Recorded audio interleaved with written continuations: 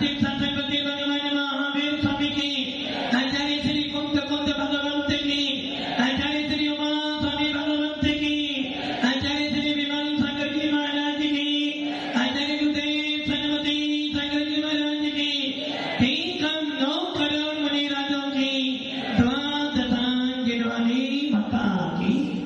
बोलिए दिव्य तपस्वी आध्यात्म में राष्ट्र आचार्य 108 से सुंदर स्वामी गुरुदेव की, गुरुदेव की, गुरुदेव की। भव्य आत्माओं, जीव और पुद्गल की बात सुन रहे थे।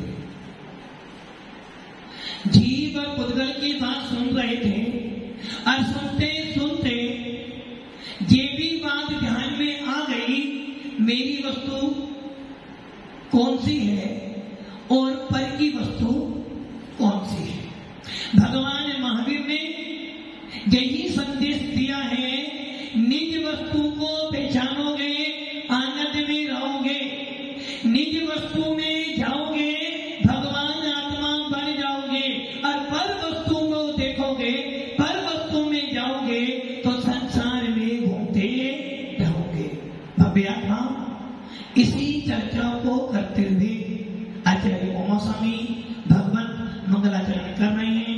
मोक्ष मार्ग से नेतारम भेतारम करमो बता, ज्ञातारम विद तत्वाना वंदे तद्गुण लब्धे, वंदे तद्गुण लब्धे, वंदे तद्गुण लब्धे।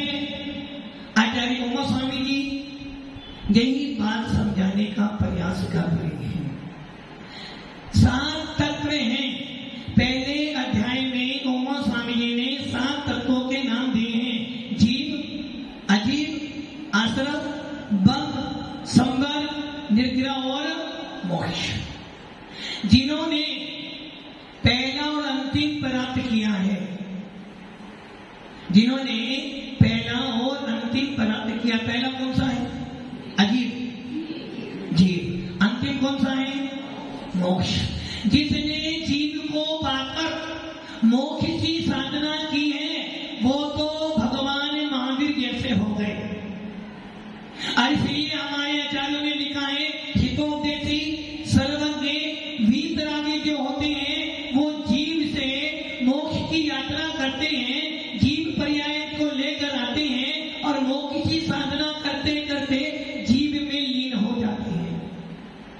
ऐसे जीवों को हम कहते हैं पंच प्रविष्टि अथवा अनंत और सिद्ध। एक जीव वो भी होता है कि जीव पर्याय को लेकर आता है, कोई ना कोई गति लेकर आता है, अजीब में फंस जाता है, और जब अजीब में फंस जाता है तो आश्रम को लेकर आता है, आश्रम करता रहता है, आश्रम करता है तो बंद होता चला जाता है, और जब आश्रम बंद होते होते होते होते समय निकल जाता है तो वो जीव पुद्गल में इतना मस्त हो जाता है, इतना मस्त हो जाता है कि उनको वो पंक्तियां कौन सी देनी पड़ते हो, वो पंक्ति देनी पड़ते हो। विषयों की आशा नहीं जिनके तापे तापे धन रखते हैं, निज पर के निज साधन में जो नित दिन तत्पर रहे सदा सत्संग उन्हीं का, उन्हीं जैसी चर्या में ये करना क्या था, ये करना था। करा क्या आपने? रहे सदा सत्संग उन्हीं का, ध्यान उन्हीं का। किसका ध्यान करते हो चेयरमैन जी? किसका ध्यान करते हो? झूठ बोलते हो, प्रभु का ध्यान नहीं करते हो, होम मिनिस्टर की चिंता करते हो। किसकी चिंता करते हो? दल और बल की। दल और बल, दल में बच्चे, बल मतलब होम मिनिस्टर। दल बल की चिंता करते हो, अपने आत्म भगवान की चिंता नहीं करते हो। इसलिए जो जीव तत्व को लेकर आया, मनुष्य पर्याय लेकर आया, जैन खुद को लेकर आया, उसने क्या कर दिया? सारी चिंता तो करी किंतु अपनी चिंता छोड़ दी, इसलिए संसार में घूमता चलता रहता है। इसलिए भावों में थोड़ा तो सुधार कीजिए, थोड़ा थोड़ा प्रभु जी का ध्यान कीजिए। तत्वा सूत्र का पहला सूत्र चल रहा है, दूसरे अध्याय का पहला सूत्र। औपसमिक छावको भावो मिश्रचा जीवन से स्वेतर मोदई परिणाम। बहुत सी चर्चा हो गई और चर्चा करते करते इतनी चर्चा हो चुकी है कि कौन सा भाव पहले रखा, कौन सा भाव बाद में रखा। अर्थात आचार्य उमा स्वामी जी ने ऐसा कर्म क्यों बनाया है, ये चर्चा हमने सुनी और ये भी समझ लिया कि हमें बंद क्यों होता है, हमें बंद क्यों होता है, जो कि हमारे पास में औदायिक भाव है। कर्म औदायिक भाव बंद का कारण है। पारिणामिक भाव ना बंद कराता है ना मोक्ष कराता है। औपसमिक छाई और छह औपसमिक भाव संसार सागर से पार करवाते हैं। जो लोग समय पर नहीं आते हैं, जो लोग 10 दिन में एक दिन आएंगे, उन्हें क्या करने पड़ेगा। जैसे हमारे पंडित, हमारे चेयरमैन जी 10 दिन में एक दिन आते हैं, क्योंकि हाजिरी तो चेयरमैन का काम क्या होता है, नगर पालिका बंद एक बार तो सप्ताह में हो जाओ, ताकि किंतु ये ध्यान रख लेना, जिन शासन में ना कोई चेयरमैन है ना कोई पंडित, यहाँ तो बस एक है, जिस आत्मा को, जिस जीव को अपनी आत्मा का कल्याण करना हो, या जिस जीव को अपनी आत्मा को भगवान बनाना हो, या जिस जीव को मोक्ष की यात्रा करनी हो, वो आकर अपने आप को बदलने का प्रयास करे। 5 भावों की चर्चा चल रही है और ये सुनिश्चित हो चुका है कि भाव सब में पाए जाते हैं, 6 धर्मों में भाव पाए जाते हैं। अब चलते हैं औपसमिक भाव। औपसमिक भाव किसे कहते हैं? आचार्य भगवान कहते हैं औपसमिक अर्थात दबा देना। क्या दबाना? कर्मों को दबा देना, भावों को दबा देना। यदि भाव दब जाएंगे तो सारा उल्टा पुल्टा हो जाएगा। क्या करना है? कर्म दबाने या भाव दबाने? कर्म दबाने। कैसे दबाओगे? कर्म दबाओगे या भाव दबाओगे? क्या दबाओगे? कर्म दबाओगे। कैसे दबाओगे? कैसे दबाओगे? तो भाव दबाओगे ना। अरे भाव दबाओगे जब तो कर्म दबेगा। यदि किसी के पैर में दर्द है तो क्या करोगे? गला दबाओगे। क्यों? दर्द ही तो हो रहा है ना। उषा जी, दर्द कहाँ हो रहा था? पैर में। क्या करा? गला दबा दिया तो क्या हो जाएगा? दर्द और अब दर्द पड़ेगा नहीं, अब दर्द पूरा समाप्त हो जाएगा, क्योंकि आपने पूरा गला दबा दिया। तो जब पैरों में दर्द है तो क्या करोगे? पैर दबाओगे। दबाने से क्या हो जाएगा? दर्द कम हो जाएगा। तो अब ये सोचो, आपको औपसमिक भाव प्राप्त करना है, क्या दबाओगे? कर्म दबाओगे या भाव दबाओगे? भाव दबाओगे। यदि भाव दबा दोगे तो गड़बड़ी हो जाएगी ना। क्या करना है? आपको ना भाव दबाने हैं ना कर्म दबाने हैं। आपको मात्र एक काम करना है, अपने भावों की विशुद्धि को बढ़ाना है। जैसे उदाहरण, एक गिलास पानी था और उस पानी में कीचड़ पड़ा हुआ है, मल पड़ा हुआ, मैल पड़ा हुआ, क्या करोगे? पियोगे क्या? तो साफ करो। जो लोग फिल्टर का पानी पीते हैं, कौन सा पानी है वो भी? सारा नालियों का पानी जमा करते हैं, साफ करते हैं, फिर दे देते हैं। और विदेश में जाओ तो आपको कुछ फिल्टर पानी का मतलब क्या था? घट पानी की क्या है? फिल्टर पानी का गंदे पानी को साफ किया। तो आपको पानी साफ करना है। जिस पानी में कीचड़ पड़ा हुआ था, एक गिलास पानी आपको दे दिया, आपको पानी साफ करना, क्या करोगे भैया? क्या करोगे? एक गिलास पानी है, कीचड़ पड़ा हुआ, क्या करोगे? साफ करना पानी। कर सकते हो? कर सकते हो क्या? नहीं कर सकते। हाँ, कर सकते हो क्या? कपड़ा गंदा है पंडित जी, कपड़ा गंदा है, साफ कर सकते हो? कपड़ा गंदा है, साफ कर सकते हो? साबुन लगा के, कौन सा साबुन? साबुन लगाओगे, तीनों पैंट डालोगे, साफ कर लो। और अभी आत्मा गंदी हो जाए तो क्या करोगे? कपड़े को साफ कर सकते हो, आत्मा को साफ कर सकते हो क्या? कोई साबुन, कोई तीनोपोल, कोई सर्फ, कोई सेंट, किससे साफ करोगे? भावों से। भावों को साफ करने का कोई साबुन, संतोष जी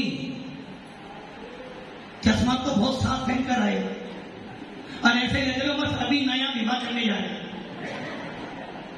किंतु मैं ये पूछ रहा हूं, आज कपड़े को साफ करने का साबुन है, गाड़ी को साफ करने का साबुन है और लाड़ी को सुधारने का भी साबुन है, किंतु आत्मा को साफ करने का कौन सा साबुन है? आत्मा को साफ करने वाला साबुन है भावों की निर्मलता।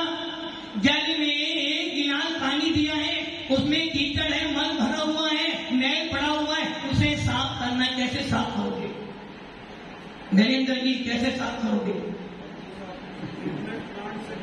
अच्छा आप बताओ, आप किससे साफ करोगे? आप इसलिए कहते हैं आपको शास्त्र ज्ञान को छोड़ो, आपका व्यवहार ज्ञान भी नहीं मालूम, किसी बूढ़ी दादी से पूछ लेना, वो क्या बोलेगी? महाराज गंदा पानी है, कोई बात नहीं, साफ करने की किससे? फिटकड़ी डालेंगे, पानी में घुमाएंगे, पानी का मैल सारा नीचे। कतक फल या फिटकड़ी पानी में घुमाते रहो, सारा मैल नीचे बैठ जाएगा और जब मैल नीचे बैठेगा पानी पूरा पूरा साफ हो जाए। निर्मली से पानी निर्मल हो जाएगा। इसलिए आचार्य भगवान कह रहे हैं, जिन भावों के होने में जीव की विशुद्धि बढ़ती है, या दो भाव जीव के पुरुषार्थ के द्वारा विशुद्ध होते हैं, उनके कारण कर्म दब जाते हैं, उसे औपसमिक भाव कहते हैं।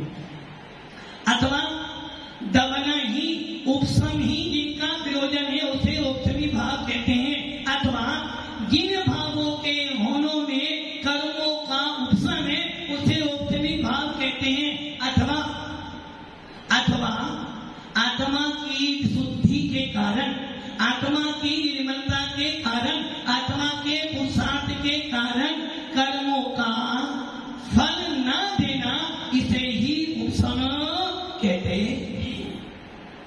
किससे साफ करोगे पानी को? भैया फिल्टर, वो परान लगाएंगे पहले जब पानी साफ करेंगे। इतने परान लगाओगे, इतने तो पानी पूरा का पूरा। यदि पानी में मैल है तो फिटकरी डालने से उसका सारा मैल कहां बैठ गया? नीचे बैठ गया। और जब नीचे बैठ गया तो ऊपर का पानी फिल्टर, आरओ का पानी तो मैला है, फिल्टर का पानी तो गंदा है, किंतु जो पानी आपने फिटकरी डाल के शुद्ध किया है, उसका सारा मैल नीचे बैठ गया, पानी एकदम निर्मल हो गया। इसी प्रकार जब मुझे क्रोध आता है, मुझे मान आता है, मुझे लोभ आता, मेरे परिणाम खराब होते हैं, उस समय जिनवानी बढ़ने से, गुरुओं के पास जाने से विशुद्धि आत्मा की बढ़ती है, और जब विशुद्धि बढ़ती है तो कर्म अपना फल नहीं दे पाते हैं, इसे कहते हैं औपसमिक भाव। पवन जी को बहुत तेज गुस्सा आ रहा था। किसकी मानते हैं? किनकी मानते हैं? किसी की मानते? गुस्सा हो, सबने समझा लिया, किंतु जैसे ही महाराज की बात पहुंचे, क्या हो गया? कर्म दबाए, भाव दबाए, भाव दबाए, कर्म दबाए, नहीं दबाए भाव। हमने अपनी विशुद्धि बढ़ानी, हमने भाव नहीं दबाए। यदि भाव दबाओगे गड़बड़ी हो जाएगी। मैंने क्या किया? विशुद्धि बढ़ाई। मेरे को बहुत तेज क्रोध आ रहा था और मैं पहुंचा महाराज के पास में, और महाराज कह रहे थे, क्या कह रहे थे? छोड़ूंगा नहीं, पवन जी छोड़ूंगा नहीं। किसको? पवन जी छोड़ूंगा नहीं। इतना ही सुना, देखो महाराज कह छोड़ूंगा नहीं। क्या नहीं छोड़ूंगा? पवन जी आपको महाराज बना के छोड़ूंगा। क्या करा आपने? आपको 3 करोड़ आ रहा था, आप महाराज के पास में गए और महाराज ध्यान में बैठे थे, स्वाध्याय कर रहे थे, बैठे बैठे उनकी बात सुन रहे थे। सुनते सुनते भावों में क्या किया? भावों में थोड़ा तो सुधार कीजिए, थोड़ा थोड़ा प्रभु जी का। और जब आपने महाराज की चर्या देखी, महाराज का उपदेश सुना, तो आपके भावों निर्मल होकर जब भाव निर्मल हुए तो कर्मों ने अपना फल देना बंद कर दिया। कर्म जहां से वहीं बैठ गए। इसे कहते हैं औपचारिक। क्या करा आपने? काम क्या किया आपने? कर्म दबाए, भाव दबाए।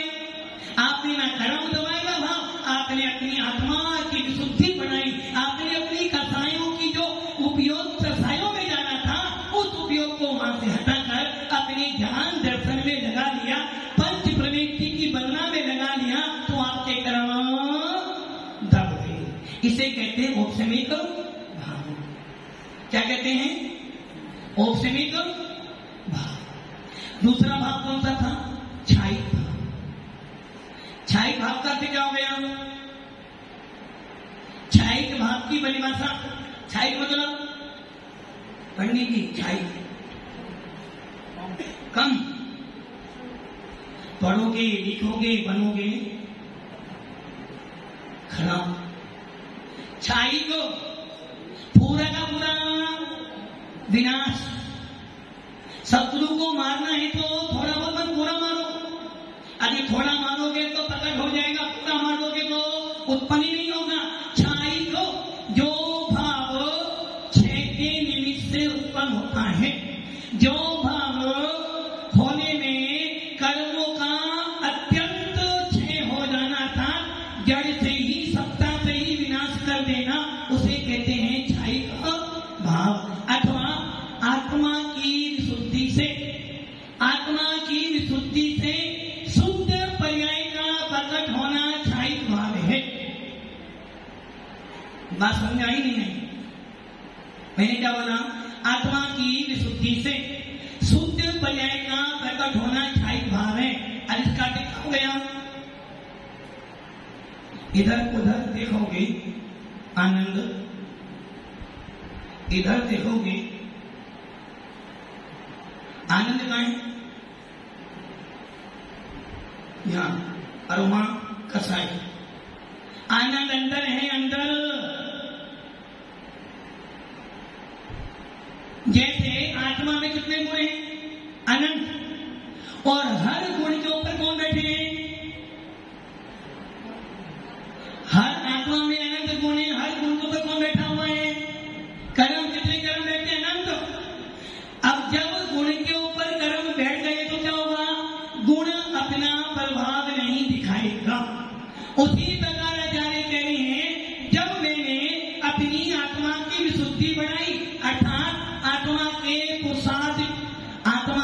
पुरुषार्थ के निमित्त से आत्मा के गुणों की शुद्ध पर्याय प्रकट कर देना, इसे कहते हैं छायिक भाव। अर्थात जिस भाव के होने में कर्मों का विनाश निमित्त है, उसे छायिक भाव कहते हैं।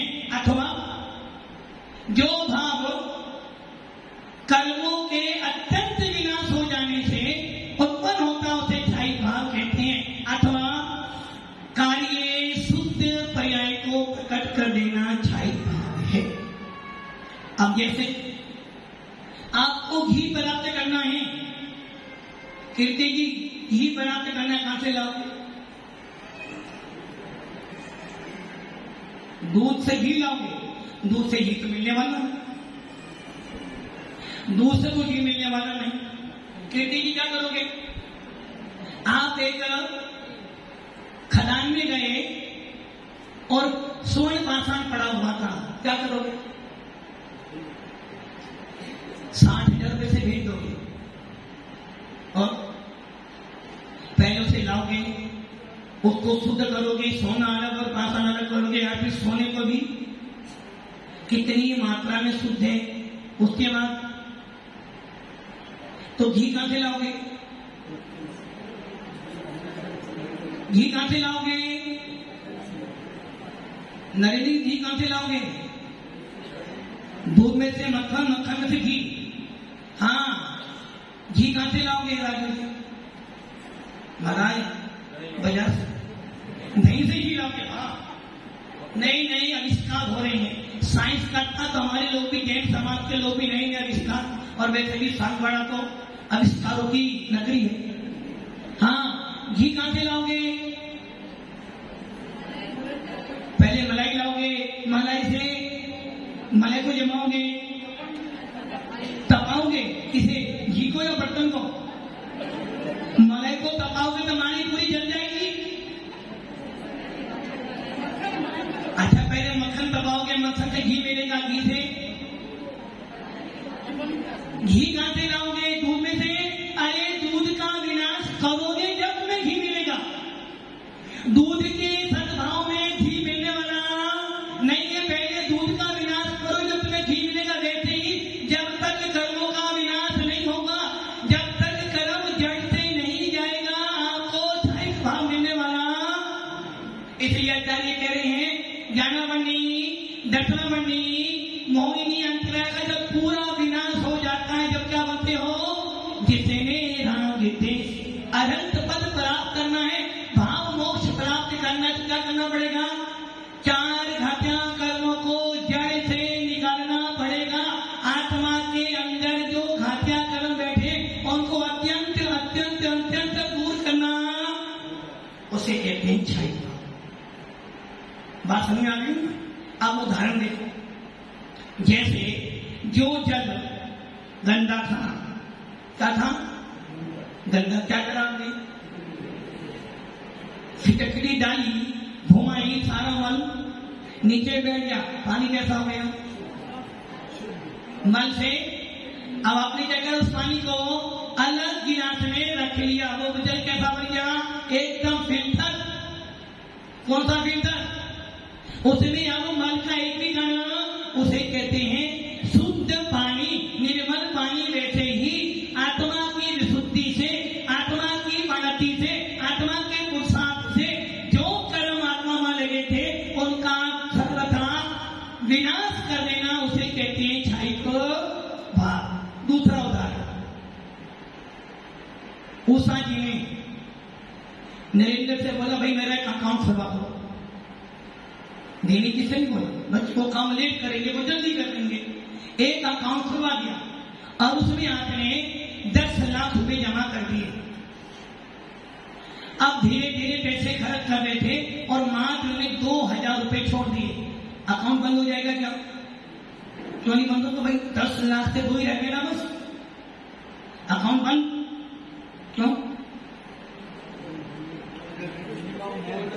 2000 को, और मान लो पूरे के पूरे 2000 रुपए निकाल दिए, 2 महीने तक कोई पैसा जमा नहीं कर, क्या हो जाएगा? फिर ये अपनी पासबुक देगा, भाई मेरा अकाउंट क्या होगा? आपने पैसे देने बंद कर दिए तो तुम्हारा अकाउंट क्लोज। वैसे ही जब आत्मा की विशुद्धि बढ़ी, जब आत्मा के अंदर पुरुषार्थ किया, तो सारे कर्म आत्मा से बाहर हो गए और आप क्या बन गए? शुद्ध जीव। इसे कहते हैं क्षयिक भाव। नंबर 3, 6 औपचारिक भाव, सबसे कठिन भाव समझने के लिए। 6 औपचारिक क्या कहना है? जो 2 से मिलकर बना हो।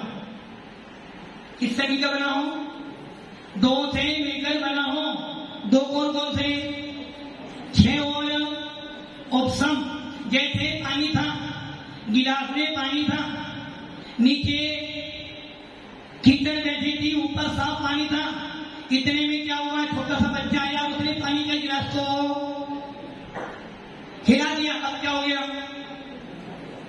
क्या हो गया? क्या हो गया? क्या मिस हो गया?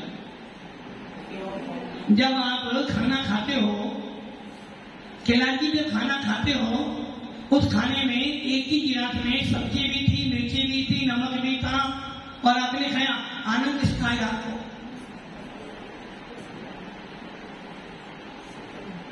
सबका आनंद आएगा? नहीं, आनंद किसका है? उसको आप कह नहीं सकते। वैसे ही पानी के गिलास में ऊपर अच्छा पानी था, नीचे कीचड़ बैठी थी, बच्चे ने जरा सा गिलास हिला दिया, बोलो क्या हो गया? क्या हो गया? सब गंदा हो गया? नहीं, ऐसा बन गया। सबको गंदा नहीं हो सकता, सबको गंदा नहीं हुआ।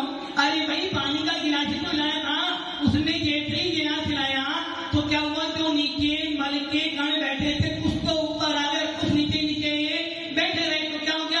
कुछ पानी गंदा, कुछ पानी उसमें अच्छा भी था, दोनों मिल गए। मिली जुली सरकार, मिली जुली सरकार।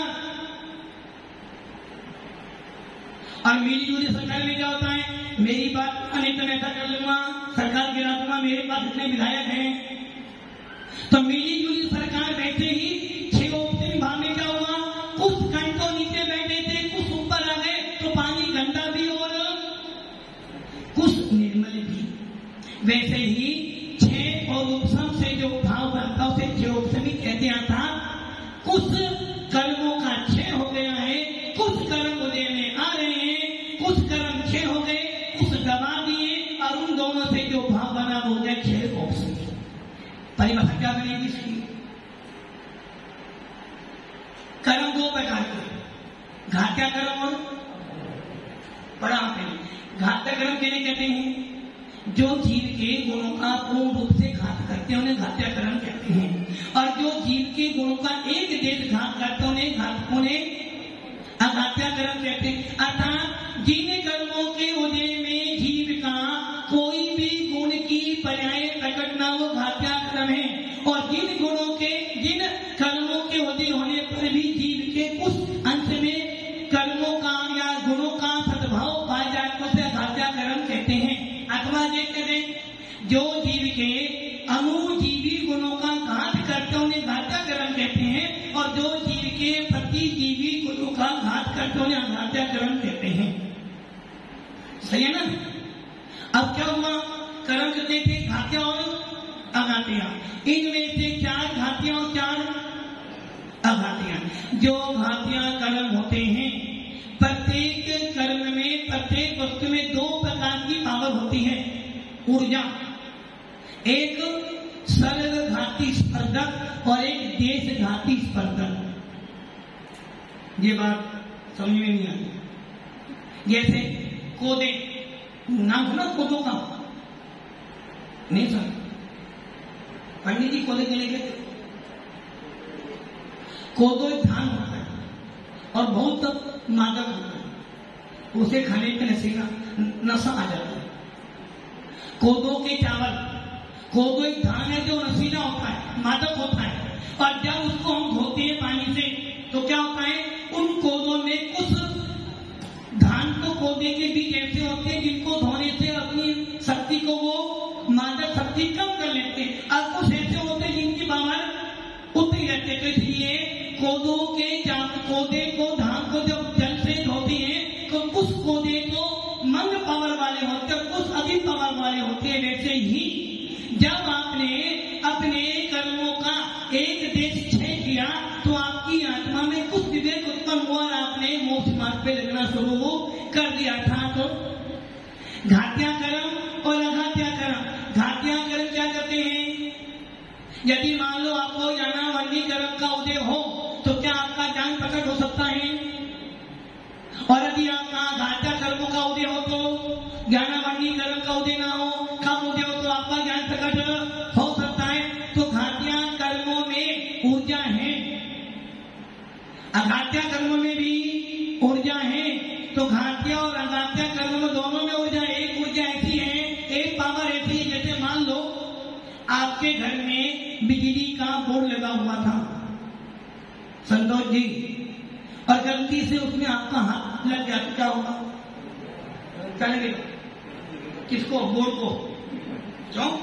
जब पुद्गल को तुमने छुआ तो कर लगा, और जब पुद्गल को आपने छुआ उसका हाथ क्या होगा? यदि मच्छर आपको काटे तो क्या होगा? आपको लगेगा। और यदि आप मच्छर काटो तो वो मर जाएगा। वैसे ही आपने अपने घर के मीटर में हाथ लगाया, थोड़ा करंट आएगा, और यदि आपने पावर हाउस को पकड़ लिया तो